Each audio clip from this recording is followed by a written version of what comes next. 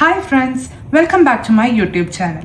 ഇന്ന് നമ്മൾ ചെയ്യാൻ പോകുന്നത് ഒരു ഈസി ബ്രേക്ക്ഫാസ്റ്റ് റെസിപ്പിയാണ്, പഴം പുട്ട്.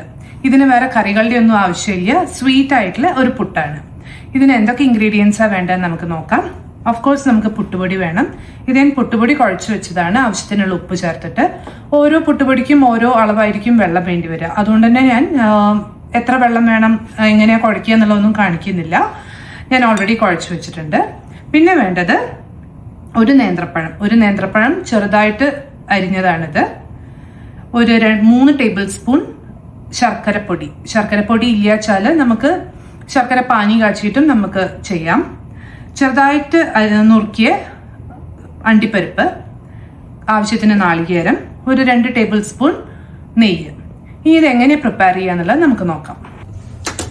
അതിനായിട്ട് നമുക്കൊരു പാൻ അടുപ്പത്ത് വെക്കാം. എന്നിട്ട് അത് ചൂടാവുമ്പം അതിലേക്ക് നെയ്യ് ആഡ് ചെയ്ത് കൊടുക്കാം. പാൻ ചൂടായി വരുന്നുണ്ട്, അപ്പം അതിലേക്ക് നമുക്ക് നെയ്യ് ആഡ് ചെയ്യാം.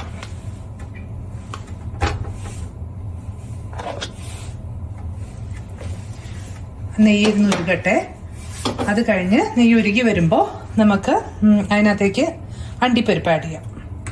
നെയ്യ് കംപ്ലീറ്റ് ഉരുക്കിയിട്ടുണ്ട്. നമുക്ക് ഇതിനകത്തേക്ക് അണ്ടിപ്പരിപ്പ് ആഡ് ചെയ്യാം. അണ്ടിപ്പരിപ്പ് എന്നിട്ട് ജസ്റ്റ് ഒന്ന് റോസ്റ്റ് ആയാൽ പഴം കൂടെ ആഡ് ചെയ്യാം.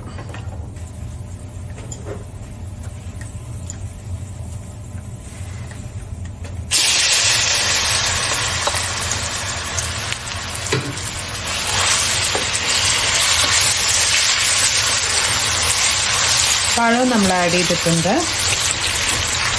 ഈ കൂട്ടത്തിൽ തന്നെ നമുക്ക് ജസ്റ്റ് ഒന്നത് സോട്ട് ചെയ്ത് കഴിഞ്ഞ് ആ ശർക്കരപ്പൊടിയും കൂടെ ആഡ് ചെയ്ത് കൊടുക്കാം. എന്നിട്ട് എല്ലാം കൂടെ കിടന്ന് നന്നായിട്ട് മിക്സ് ആവട്ടെ.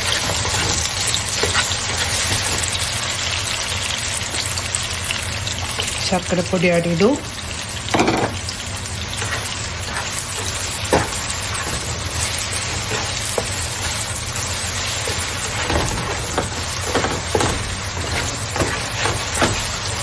ആ ശർക്കരയൊക്കെ നന്നായി അലിഞ്ഞ്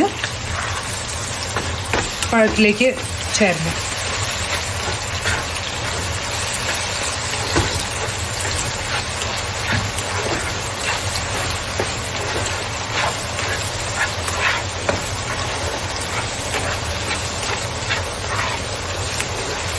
നെയ്യിൻ്റെ ടേസ്റ്റ് അധികം ഇഷ്ടമില്ലാത്തവർക്ക് നെയ്യ് കുറയ്ക്കാം കേട്ടോ.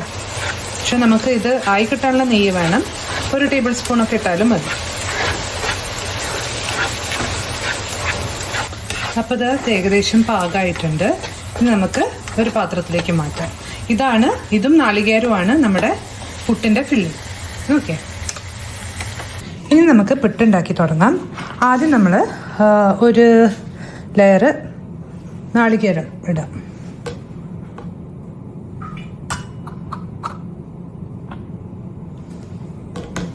അടുത്ത ലെയർ ഈ ശർക്കരയും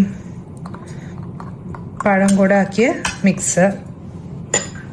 ഇനി പുട്ടിട്ട് കൊടുക്കാം.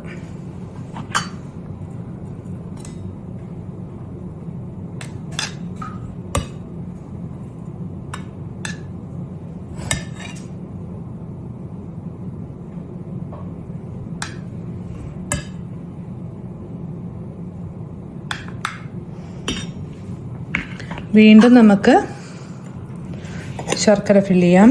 ശർക്കരയും പഴം കൂടെയുള്ള മിക്സ്.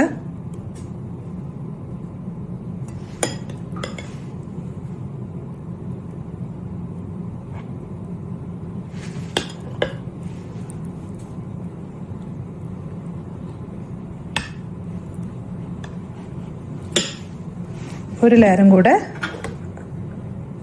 നാളികേരം.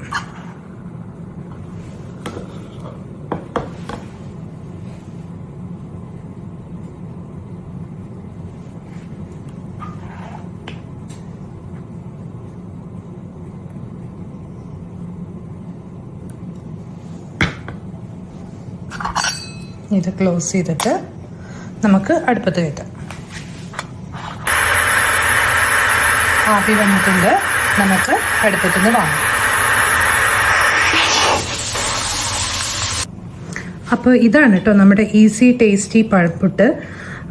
ഞാൻ പിന്നെ ഒരു കാര്യം പറയാൻ വിട്ടുപോയി. ഞാൻ എടുത്ത നെയ്യ് കുറച്ച് കൂടുതലായിരുന്നു. അപ്പം ഞാൻ കുറച്ച് റിമൂവ് ചെയ്തിട്ടുണ്ടായിരുന്നു നമ്മൾ ഉണ്ടാക്കുന്നതിൻ്റെ ഇടയിൽ.